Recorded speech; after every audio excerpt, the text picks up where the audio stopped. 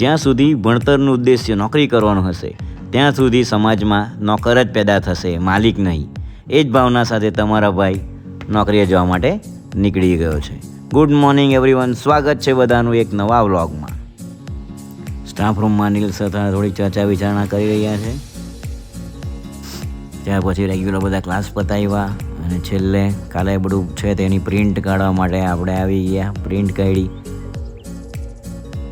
End moment પર નીકળવા ટાઈમે વરસાદ ચાલુ થઈ ગયો.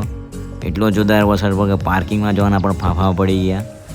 જેમ તેમ છત્રીનો જુગાડ કરીને તમારો ભાઈ પાર્કિંગ સુધી પહોંચી ગયો અને ત્યારથી આપણે એરું જોવા માટે નીકળ્યા. કેમ એરું જોવા માટે કે આ નાલી પોરીને મૂકવા માટે એરું ગયા આપણે.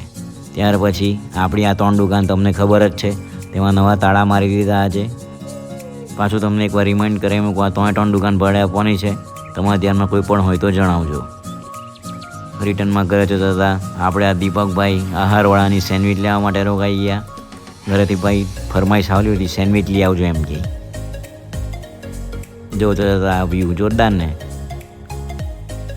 પછી ખાવા જવાના એમ કરીને નીકળેલા છે. આ ગંડેવી આપણે એક મિત્ર આવતો છે તેને લેવા માટે જતા છે.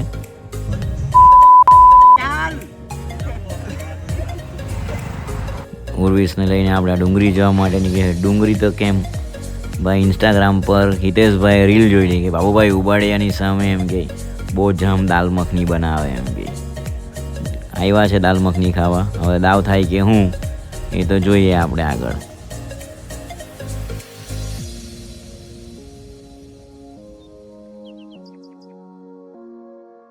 આ રીલ જોઈને ધાબા પરથી આવી ગયા ભાઈ. જો આ બાજુ ભાઈ, આ માણસ અમને લઈ ગયેલો ધાબા પર. અહીંયા આવી ગયા છે.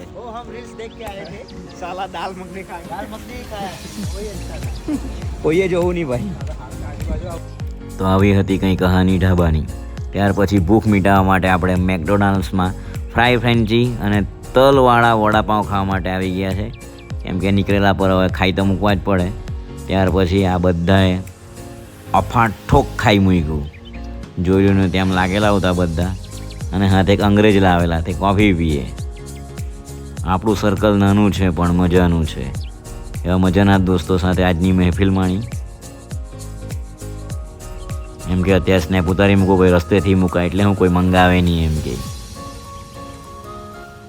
ચાલો ત્યારે આજના વ્લોગમાં આટલું જ. ફરી મળીશું એક નવા વિડીયો સાથે. જય શ્રી રામ.